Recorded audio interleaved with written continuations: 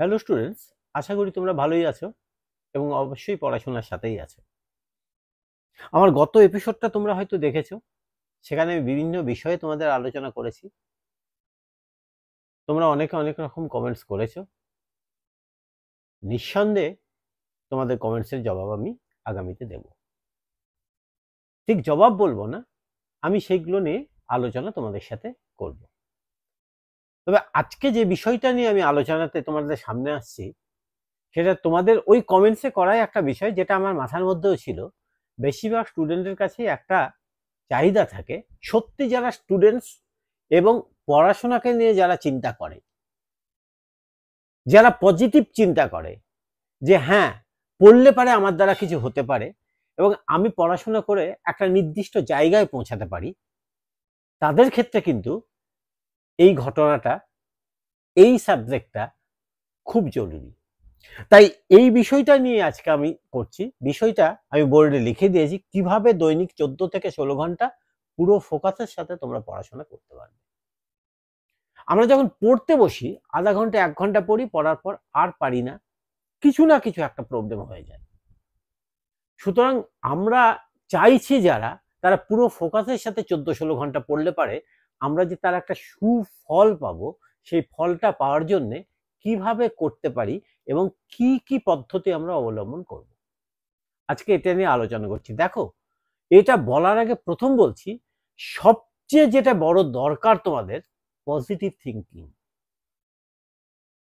যে কোশ্চেনটা আমাকে করেছো তাকে আমি অসংখ্য ধন্যবাদ এই কারণে দিচ্ছি যে তুমি একটা পজিটিভ থিঙ্কিং করেছো যে স্যার আমি পড়তে পারছি না কিন্তু আমার মনের থেকে ইচ্ছে আছে। এই ইচ্ছেটাই দরকার।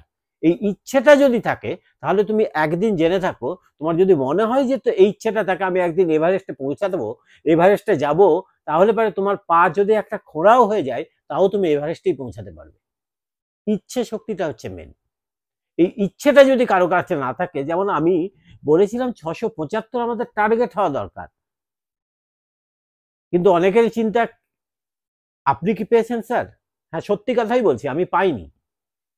কিন্তু এটাও সত্যি, প্রত্যেক বছর আমার কমপক্ষে 2টো বা 3টে ছেলে আমার কাছ থেকে 675 প্লাস পায়। আমি আগামী এপিসোডে মাধ্যমিকের রেজাল্ট বেরোনোর পর আমি সেই ছাত্রগুলোকে তোমাদের সামনে হাজির করব, আশা করছি সেটা। যদিও আমি সেটা করতে চাই না, কিন্তু তবুও তোমাদের জানার জন্য, তোমাদের ইন্সপিরেশনের জন্য তাদেরকে হাজির করার চেষ্টা করব। যাই হোক, আমি সেটা বড় কোনো কথা বলছি না, শুধু একটা কথা বলছি, তোমার ইচ্ছা শক্তিটাকে তুমি বাড়াও। তুমি যদি চিরকাল এই ধরনের নেগেটিভ কথাবার্তাগুলোকে আলোচনা করো, তাহলে তুমি সামনের দিকে কোনোদিন এগোতে পারবে না। অতীতকে নিয়ে না ভেবে সামনের দিক, অর্থাৎ ভবিষ্যৎকে নিয়ে তুমি ভাবো, বর্তমানকে নিয়ে তুমি ভাবো। অতীতটা নিয়ে ভেবো না যে অতীতে আমি খেতে পাইনি সুতরাং আজকে খেতে পাচ্ছি, এটাই তো আমার কাছে বড়। তা নয়, আমি এর থেকে আরো ভালো কিভাবে খাবো। তুমি অতীতটা ছেড়েই দাও, আগামী দিন ভবিষ্যৎ নিয়ে তুমি ভাবো, তুমি সামনের দিকে নিঃসন্দেহে এগোতে পারবে, তোমার তখন স্পৃহাটা বাড়বে। যাই হোক, এই সমস্ত আলোচনা বাদ দিয়ে, আমি এই সমস্ত আলোচনা বাদ নয়, এটাও এটার একটা অঙ্গই ছিল, সেই অঙ্গটাকে ধরেই আমি তোমাদের পরের অংশটাকে আমি আসছি, যে তোমরা কিভাবে পুরো ফোকাসের সাথে, অর্থাৎ আমরা পড়ে গেলাম 14 ঘন্টা 16 ঘন্টা 18 ঘন্টা, কিন্তু ফোকাসটা দিব কিভাবে, যে আমি পড়ার প্রতি আমার ফোকাসটা দরকার। যাই হোক, আমি একটু বলছি, তোমরা শোনো। দেখো, একটা দিন শুরু হয় এবং শেষ হয়, এই টোটাল সময়টা হচ্ছে 24 ঘন্টা। এর মধ্যে আমাকে ঘুমাতে হবে 5 থেকে 6 ঘন্টা। তাহলে যদি 5 থেকে 6 ঘন্টা থাকে, বাকি থাকে 18 ঘন্টা। 18 ঘন্টার মধ্যে আমায় 14 থেকে 16 ঘন্টা আমি পড়তে চাই। আমি 14টাকেই ফোকাস করছি। কিভাবে? দেখো, এই 14 ঘন্টার মধ্যে তোমাদের কিন্তু যেদিন স্কুল করবে, স্কুলটাও ইনক্লুড হবে। কারণ স্কুলের যে সময়টা 10টা থেকে 5টা, 10টা যদি না হয়, আমি যদি 11টা থেকেও কারো স্কুল ধরতে পারি, 11টা থেকে 4টা, তাহলেও কটা হলো? 12টা, 1টা, 12টা, 1টা, 2টো, 3টে, 4টা, 5 ঘন্টা চলে যায়। অর্থাৎ 18 থেকে 5 গেলে থাকে 13। সুতরাং এই 5 ঘন্টাটাও কিন্তু এটা পড়াশোনার একটা অংশ। সুতরাং এই 5কেও যদি ভালোভাবে কাজে লাগাই, অর্থাৎ স্কুলে গিয়ে আমি যদি সঠিকভাবে ক্লাসগুলোকে ফলো করি, এটাও কিন্তু তোমার এই 14 বা 16র মধ্যে ইনক্লুড হলো। সুতরাং এই 14-16টা কিভাবে করবে, সেইটার জন্য তোমাদের গোটা দিনের সময়টাকে একটু বিন্যস্ত করে নিতে হবে। কিরকম ভাবে বিন্যস্ত করবে? দেখো, আমরা প্রত্যেকে যারা পড়ি, বিশেষত আমি মাধ্যমিক নিয়ে কথাটা যখন একটু বেশি বলছি, তাই মাধ্যমিকের ক্ষেত্রে এটা খুব ভীষণ জরুরি হয়ে পড়ছে। তো আমরা একটু বেশিক্ষণ ধরে পড়তে চাই, তাহলে পড়তে গেলে আগে দেখে নিব আমার গোটা দিনের রুটিনটাকে। আমি 7 ডেজ রুটিনের কথা বলেছিলাম, তোমার এই প্রশ্নটা দেখে আমার খুব ভালো লেগেছে জন্য আজকে এটা নিয়ে এপিসোড করছি। এই 7 ডেজ রুটিন যেটা বলছিলাম, প্রতিদিনের যেটা চক্রটা আমার, আজকের আমার কি কি আছে, আমি বলি আর না বলি প্রত্যেকেই কিন্তু 2-3টে টিউশন করো, কেউ কেউ কোনো দিন সপ্তাহে স্কুল গাবি করো, আবার কেউ কেউ স্কুল পুরোটাই করো। তো স্কুলকে পুরোটা করে, স্কুল গাবি করে সেই রকম করে আমি 14 বা 18 ঘন্টা পড়বো। কোন কোন সাবজেক্ট কখন কখন পড়তে হচ্ছে আজকে, সেটা আগে আমাকে পরিকল্পনা করতে হবে। অর্থাৎ পরিকল্পনা যদি সঠিকভাবে না করো, তাহলে পরে কিন্তু তুমি সঠিকভাবে এই 14 ঘন্টা ফোকাস দিতেই পারবে না। প্রথমত তোমাকে তোমার সাবজেক্ট ক্লাস 10 অবধি বলছি 7টা, 10-এর পরে যদি বলি 5টা বা 6টা সাবজেক্ট তোমাদের থাকছে, অর্থাৎ 11-12 এর ক্ষেত্রে 6টা বা 7টা সাবজেক্ট। এইবার তোমাদের দেখো, তোমাদের কিভাবে তোমাদের ফোকাস দিচ্ছ। তোমরা যদি দিনে 2টো টিউশন পড়ো, টিউশনগুলো যদি 1.5 বা 2 ঘন্টা করে হয়, 2 ঘন্টা করে ধরলে 2-2 4 ঘন্টা কিন্তু তোমার হয়ে গেল। স্কুল যদি তুমি 4 ঘন্টা বা 5 ঘন্টা করো, 5-4 9 ঘন্টা হয়ে গেল, বাকি 5 ঘন্টা তোমাকে বাড়িতে পড়তে হবে, তাহলে তোমার 14 ঘন্টা হয়ে যাচ্ছে। এবার এই 5 ঘন্টাটাকে আমি কিভাবে কাজে লাগাবো সেইটা করতে হবে। আর এইটা করার জন্য তোমাকে কি করতে হবে, পড়াটাকে নিজের খিদে হিসেবে তৈরি করতে হবে। প্রথম কথা, পড়াটাকে তুমি খিদে হিসেবে তৈরি করো, এমনভাবে তৈরি করবে যে না আমাকে এটা পড়তেই হবে, এটাই আমার কাজ। অর্থাৎ পড়াটা তোমার কাছে একটা পাগলপনের মতো হয়ে যাবে, যে এটা না করলে আমি থাকতে পারি না। সুতরাং এই কাজটা আমাকে করতে হবে। তুমি একটা টার্গেট তৈরি করে নাও। যদি তুমি নিটের ছাত্র হও, তুমি টার্গেটটাকে বড় করো। ধরো আমি 700-র মতো, 720-র মধ্যে 700 আমাকে অ্যাচিভ করতে হবে, না হলে আমি এইমসে চান্স পাবো না। সুতরাং এটা সম্ভব। তুমি একটু তাকিয়ে দেখো, তোমার আশেপাশে 2-4টে ছেলে পেয়েও যাচ্ছে, এখন গ্রামেগঞ্জে ছেলেও পেয়ে যাচ্ছে। সুতরাং আমাকে এইরকম একটা টার্গেট করে নাও। তুমি যদি ধরে নাও এইচএসে পড়ো, তাহলে 500-র মধ্যে আমাকে 475 প্লাস পেতে হবে। কিংবা তুমি যদি মাধ্যমিকের স্টুডেন্ট হয়, তোমাকে চিন্তা করতে হবে 700-র মধ্যে 675 প্লাস আমাকে পেতে হবে। তাহলে এইরকম একটা টার্গেট করে নিতে হবে, এবং টার্গেটটা শুধু করতে হবে না। আমি এর আগের একটা এপিসোডে বলেছিলাম যে 3টে প্রচন্ড জরুরি জীবনে। কি কি? প্রথমটা হচ্ছে স্বপ্ন। স্বপ্নটাকে বড় করে দেখো, যার জন্য আমি এই টার্গেটটার কথা বলছি। আর এই স্বপ্নটা শুধু বড় করে দেখলে হবে না, এই স্বপ্নের জন্য আমাকে যেটা করতে হবে সেটা হচ্ছে সংকল্প করতে হবে। না আমি এটা করবই, যতদিন না করবো আমি অন্য কিচ্ছু বলবো না। আমাকে বাবা বলছে যে এই কাজটা করো, আমি করব না, আমি এটাই করব, আমার পড়াশোনাটাই মেন কাজ, আগে পড়াশোনা, তারপরে যদি সময় থাকে তোমার সাথে আমি হেল্প করব। তার জন্য তোমাকে যেটা করবে, 3 নাম্বার শটা হচ্ছে, অর্থাৎ প্রথম শটা হলো স্বপ্ন, দ্বিতীয় শটা হচ্ছে সংকল্প, তৃতীয় শটা হচ্ছে শ্রম। এই শ্রমটা যদি তুমি সঠিকভাবে দিতে পারো তাহলে হবে। শ্রমটাই তুমি কিভাবে ফুল ফোকাসের সাথে দেবে, তাহলে প্রথমটা তোমাকে যেটা করতে হচ্ছে, তোমার এই স্বপ্ন এবং সংকল্পটা খুব বাস্তবতিত হতে হবে, এবং এইটা আমি করবই, যতক্ষণ না পারি ততক্ষণ এটা ছাড়বো না। দ্বিতীয়টা বলছি, তোমরা নো বলা শেখো। দেখো, নো বলা শিখো বলতে আমি কি বোঝাচ্ছি, যে না চল না আজকে একটু খেলে আসি, আজকে একটা ম্যাচ আছে আমরা খেলে আসি, না আমার সামনে মাধ্যমিক, আমি করবো না, সামনে উচ্চ মাধ্যমিক করবো না, আমার সামনে নিট পরীক্ষা, আমি যাবো না, বাড়ি থেকে বেরোবো না, আমার আজকে এই 2টো চ্যাপ্টার করতে হবে, আমি যাব না। চল না বাবা বিয়ে বাড়িটা আছে খেয়ে আসি, যাব না। চল না মা মেলাটা একটু দেখে আসি, মা একাই যেতে চাইছে না, যাব না। না বলাটা শেখো, একদম পুরোপুরি না, এগুলো থেকে ডিটাচড হয়ে যাও। প্রচন্ড ভালো আইপিএল খেলা হচ্ছে, আই দেখে যা, যাব না। আমার তার থেকে বড় জরুরি হচ্ছে অঙ্কের এই চ্যাপ্টারটা কমপ্লিট করা, তার থেকে বড় জরুরি হচ্ছে ফিজিক্সের এই পার্টটা পড়া, তার থেকে বড় জরুরি হচ্ছে আমি নিটের আজকে একটা মানে বায়োলজির একটা কোশ্চেন সলভ করব, আজকে এটা করবই, আমি করে তারপরে ঘুমাবো। অর্থাৎ এই না বলবো, এবং তার সাথে হ্যাঁটা এইদিকে। নেগেটিভ তাদের বলবো যেই নাটা বললে পারে আমি পজিটিভ গুলোকে নিজের আয়ত্তে নিয়ে আসবো। কিন্তু এই না গুলোকে আমি নিব না, যেগুলো কি হচ্ছে, যে আমরা না, আমি আমার দ্বারা সম্ভব না, আমি এটা পারবো না, এই ধরনের না থেকে দূরে থাকো। যেখানটাই দেখবা এই ধরনের না আলোচনা হচ্ছে, সেখান থেকে তুমি সরে যাও, সেই আলোচনার মধ্যেই তুমি ঢুকবে না, প্রতিবাদও করবে না, তুমি চলে আসো সেখান থেকে। তুমি চুপে চাপে তাকে দেখিয়ে দাও যে আমিও পারি, ইয়েস আই ক্যান। অনেকের মনেই তোমাদের প্রশ্ন জেগে গেছে, স্যার আমার তো ফার্স্ট সামেটিভ পরীক্ষার প্রচন্ড খারাপ হয়ে গেছে, আমি এবার কি করব? তাহলে কি আমার দ্বারা হবে না? সবসময় তোমরা এটা জেনে থাকবে, ফেলার ইজ দ্য সাকসেস অফ ফেলার is the pillar of success.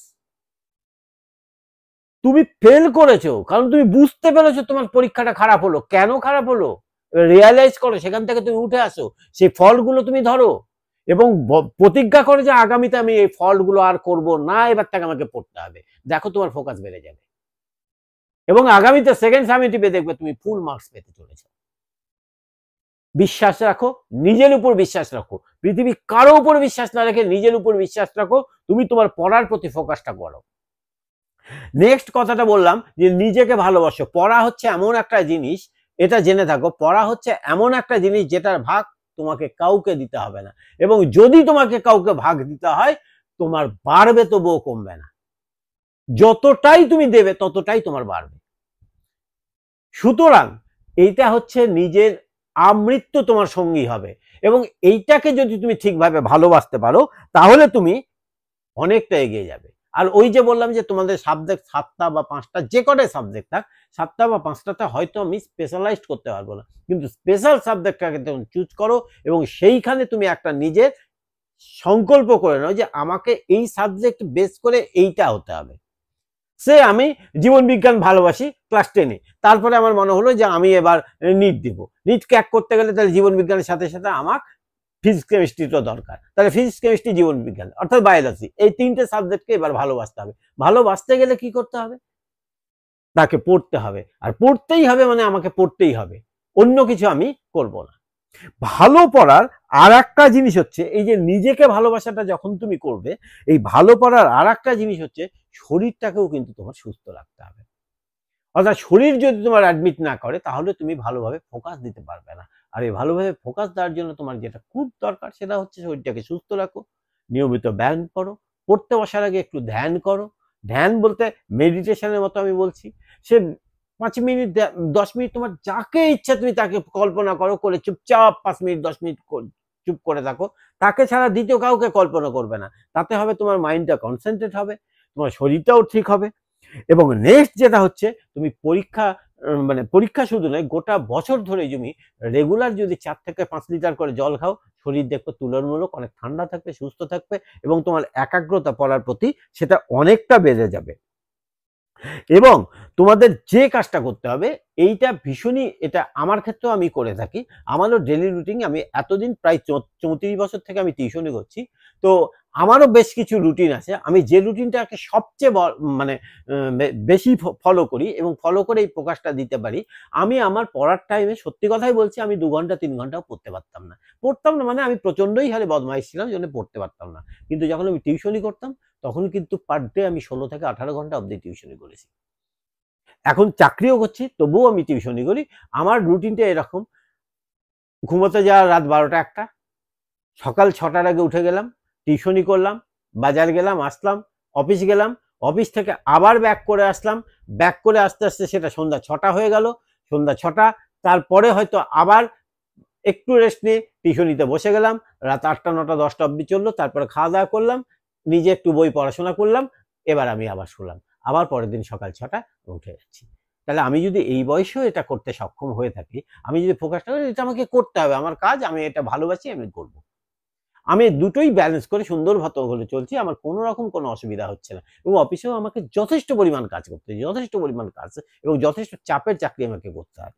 যাই হোক, তো আমি এইটা করি, তার পিছনে কিন্তু কতগুলো নীতি ফলো করি। যখন ধরে নাও আমি টিউশনিটা সকালবেলা করে উঠলাম, করে ওঠার পর সকালে হয়তো মর্নিং ওয়াক করলাম, করে এসে আমি টিউশনিতে বসলাম, এবার স্বভাবতই তখন একটু ধকল থাকে, টিউশনিটা করে ওঠার পর আমি আধা ঘন্টা বা 15 মিনিট থেকে 20 মিনিট মতো আমি কি করি, সোজাসুজি বেডে শুয়ে পড়ি। 15-20 মিনিট আমি কোনো কথা বলি না, কেউ আমাকে ডাকলেও আমি কোনো উত্তর দিই না। 15-20 মিনিট উঠার পর দেখি আমি আবার ফিট হয়ে গেছি, এবার আমি বাজারঘাট করে টরে খাওয়া দাওয়া করে অফিস চলে গেলাম, দিব্যি আমার গোটা দিনটা সুন্দরভাবে কেটে গেল। অর্থাৎ আমার ফোকাসটা বেড়ে গেল, আমার কাজের স্পিডটা বেড়ে গেল।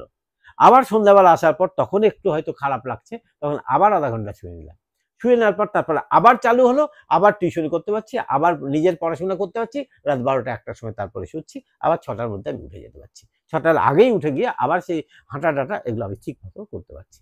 সুতরাং আমার যেটা মনে হয় এটা সবচেয়ে ভালো উপায়, তোমার যদি তোমরা পড়তে যখন পড়ছো, ধরো কোনো একটা বিশেষ সাবজেক্টকে পড়তে তোমাদের এই মুহূর্তে খারাপ লাগছে, বইটা বন্ধ করে দাও, বইটা একদম পুরোপুরি বন্ধ করে দাও। বন্ধ করে তুমি যদি যে ঘরে শোও সেই ঘরেই যদি পড়তে বসো ঠিক আছে, যদি সেই ঘরে না পড়তে বসো তুমি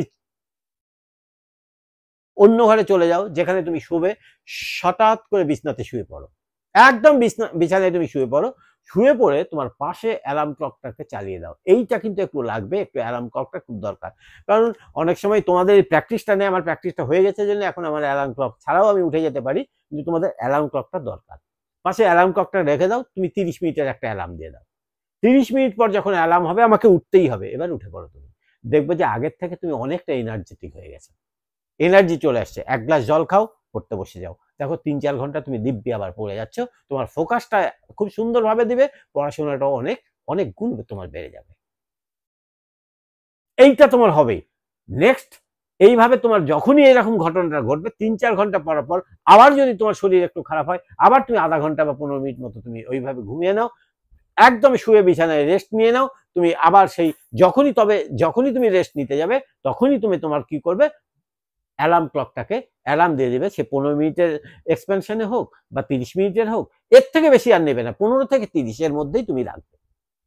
আর একটা কথা তুমি চেষ্টা করবে, যেইটা খুব গুরুত্বপূর্ণ বিষয়, দেখো পড়ার সময় ফোকাসটা ঠিক রাখতে গেলে তোমাকে কিন্তু টেবিল চেয়ার জাতীয় জিনিস ইউজ করতে হবে।